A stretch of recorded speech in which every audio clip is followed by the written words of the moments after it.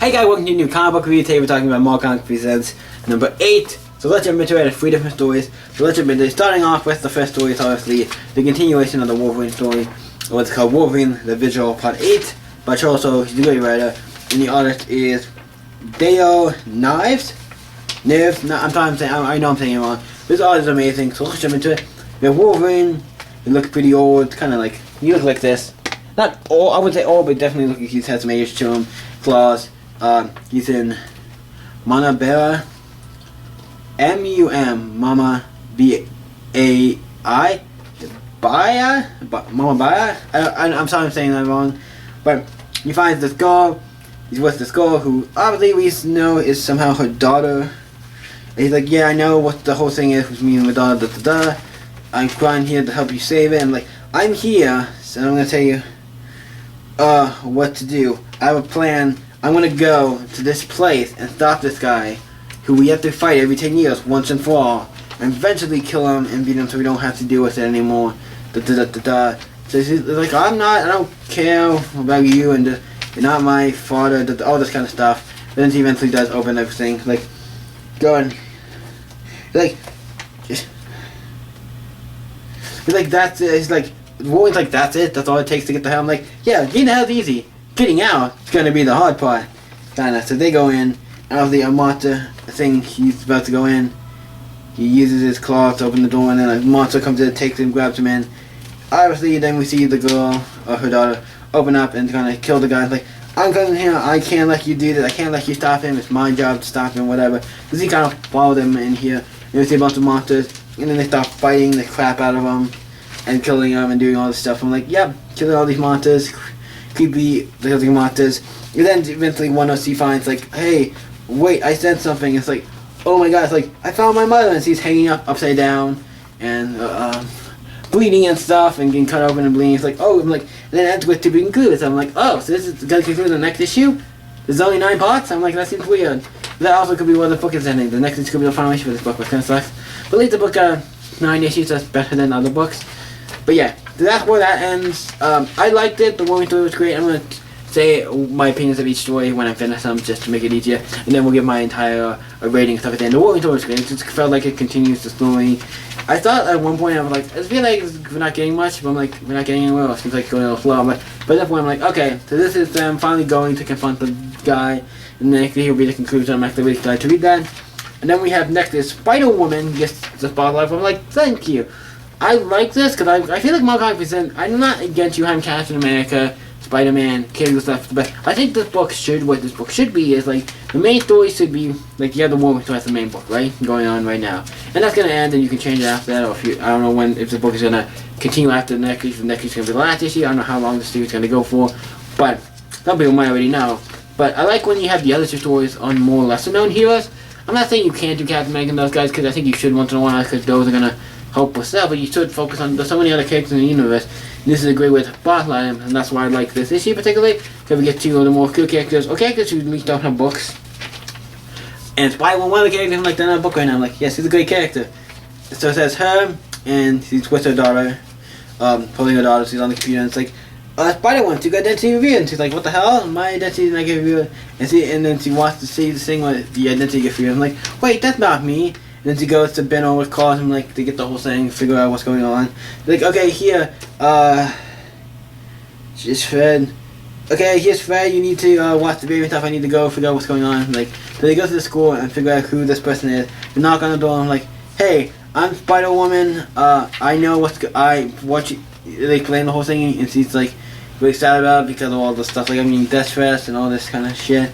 And it's like, and then somebody starts to shoot her and kill her. And it looks like a Hydra agent. I'm like, oh shit, Hydra agent trying to kill Spider-Woman. Shit. So Spider-Woman actually goes out. And a lot of people throughout this make a joke about her costume. Like, you're not Spider-Woman, look at your costume. I'm like, who the hell are you? And when's the last time Spider-Woman wore that costume? I mean, okay, yes, they did wore pretty recently. But at this point, this costume's pretty new, so you should know at this point this is Spider-Woman by now. And then it's like, oh, just because it's just because he gets a different costume, you got to like, no, this is Spider-Woman, this is not. I think that's stupid. I'm like, just because the costume different doesn't mean it's different. Just because the costume different doesn't change the person. They're still a Spider-Woman. But yeah, so he beats, Spider-Woman beats up Dehydration, and then they're there in this thing, and it's like, okay, we need to go and find her because she ran away scared and stuff. And it's like, oh, here's this other villain who's trying to attack her because, like, hey, you're Spider-Woman, I'm gonna kill you. And Spider-Woman comes up and starts like, that costume isn't. It's like, that costume isn't. Yeah, no, it's like, just shut up about the stupid costume. She starts being, she runs away, and the car hits her, and it's like, boom, it's like, then a giant, like, bus, it looks like a bus hits her. I'm like, oh, that is kind of dark. Like, she just died from getting hit by a bus. I'm like, oh shit. And then I was like, oh no. It's like, then it's just later, it's like, Spider-Woman's secret identity revealed again. It's like, what? Ben, I'm on my way now. So it's like the same thing happening. It was like, it's for the fun little story. For what it is, I'm like, it's interesting. And it's kind of, I think it has some good points in it. Other than the girl dying by the bus, I'm like, oh, she just got killed by a bus. I'm like, first of all, how would you... If that was Spider-Woman, she wouldn't get killed by a bus, first of all. And that's kind of sad. I'm like, this character who just did this thing with showing, like, hey, don't go around pretending you're a superhero, this kind of thing, like, or do shit like this, because it's gonna...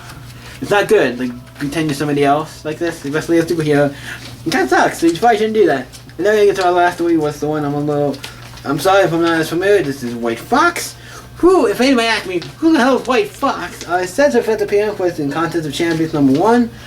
I have never read Contest of Champions, that particular book. I know there's also a game, I think that's the game-based game, that's just the character from, like, this is a character I do not know anything of, did not even know there was a character until I got this book, so, yeah, I'm sorry if I don't know the extended only lore of White Fox. I'm sorry if I can't tell you everything you want to know, or if I'm not as well versed about this character. I like this because I do like to get exposed to new characters. I'm always glad. That's one of the things I like about this book, and this book is... Because I knew in the book I got exposed to so many characters. Like, I didn't know who Red Wolf was until I read Marvel Comics Presents, or a ton of others. There's so many things I didn't know of until I read Marvel Comics Presents, so that's why I love Marvel Comics Presents. Because it got me introduced to so many characters who I didn't know of, so that's why I love the original so much, and I love these books. They always introduce... I like when they news and introduce me to new characters, or we get to focus on stories of other characters, and just smaller characters or characters who are on the spotlight right now. Let's jump into the White Fox story called Legendary. As he coming back from a mission, and he's really beat up, takes a shower, goes, and then we see what happens. As we go, he finds this big, like, guy. This guy, I don't remember this guy. I don't remember who this guy is. I don't know who he is, but he's doing, so he gets all patched up, gets ready, goes to a job, because he, like, walks out a big company thing, and, or, it looked like almost like I was going to say it's like maybe like a shield kind of thing, but I'm not sure. But he goes there and he walks in and talk about White Fox, and White Fox kind of walks with them and stuff. I'm like, if White Fox walks with them, I don't know how they don't know that, but talk about that. And the doctor's like, okay, White Fox, because the one doctor, the guy who checking up and I was like, knows about White Fox and all that. I'm like, yeah, I'm fine. And she goes out to this place and finds to break into the place to get something, to find this thing. And obviously all these monsters come to life and she has to attack them. And one of them, she grabs this little thing out of them. That is the thing to sing at them to stop them. Then they're having a party or something for the other company and stuff. White Fox is there and saying, yeah, and stuff. And she puts something in her mouth, and then she kisses this guy. And he basically like knocked out and passes out. So he goes out and says like, thanks, Granny, and like that's what it ends. And I'm sorry if I kind of get this one with the one I'm like the most like, I don't know anything about this, and I don't know any of these characters, and it's a short story that was like, wasn't bad, but I'm like, I do not know some of these characters, so that kind of does not help me as much as you would think, because I do not know this character as much, so it's hard for me to explain a character I don't know as much. It does explain enough to where I'm like, yes it does, but I'm like, it is good though, even though I'm sorry if I explained it not as well, but I'm like, also I read this book a little bit ago, and by the time of me reviewing this, it took me a little get to the book, and this is the one story I don't remember as much as some reason I was like, I don't remember this as much. I did read it, but I'm like, now I don't remember it as much.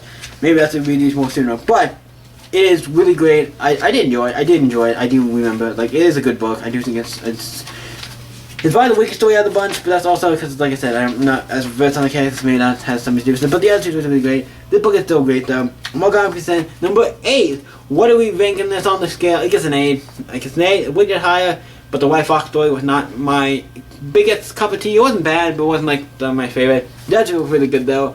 White Fox was decent, but it wasn't anything like super like, holy shit. But I thought it was a good book, nonetheless. So thank you guys. What did you guys think of Mortal Kombat Presents number 8? Let me know in the comments down below and let's talk about it. You guys can always stay epic, and I'll see you next video, guys. Bye.